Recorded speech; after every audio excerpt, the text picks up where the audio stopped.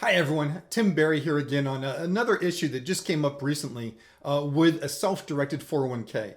And what happened in this case is we had somebody set up their self-directed 401k, and first issue they had is they didn't have a business. They didn't have a valid business. Now, this is just an incredibly basic concept about self-directed 401ks.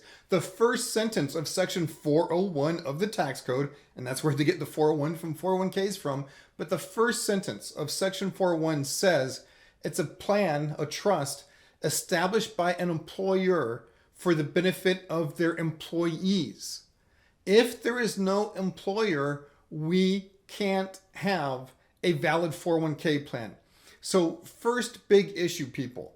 If you don't have a valid business, you can't have a valid 401k plan. And by the way, getting rental income from rental properties is not considered a business for the purposes of the 401k rules. So first big issue we had was somebody didn't have a valid business. If they don't have a valid business, they don't have a valid 401k plan. Now, whenever they roll their money from their old retirement account into the 401k, if it's not valid, that's not a valid rollover, and they have a taxable event. Disaster. So that was disaster one in this scenario that we just saw. Disaster number two. After a couple years, they actually did get a valid business up and running. Woohoo! We had a valid 401k. Life is good. Life is fantastic. Okay, so we have a valid 401k. They're rocking and rolling.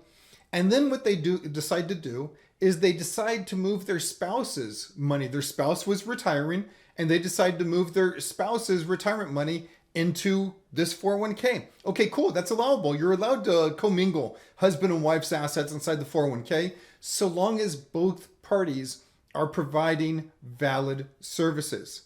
And let's put it a different way. In order to be a participant inside the 401k plan, both parties have to provide valid services. Well, guess what happened? In this case, the spouse who was retiring, they moved their money inside the 401k plan, but they weren't on payroll. They weren't a joint owner. They didn't provide valid services. So we go back to that first sentence of section 401 again. First sentence of section 401 says, this is a retirement plan established by the employer for the benefit of their employees. If the spouse who moved money into the retirement plan isn't an employee, doesn't receive compensation from this entity, they're not allowed to be a part of the retirement plan. So once again, we had a disaster of whenever the spouse moved their money inside their retirement plan, it wasn't a valid rollover. That's a taxable event.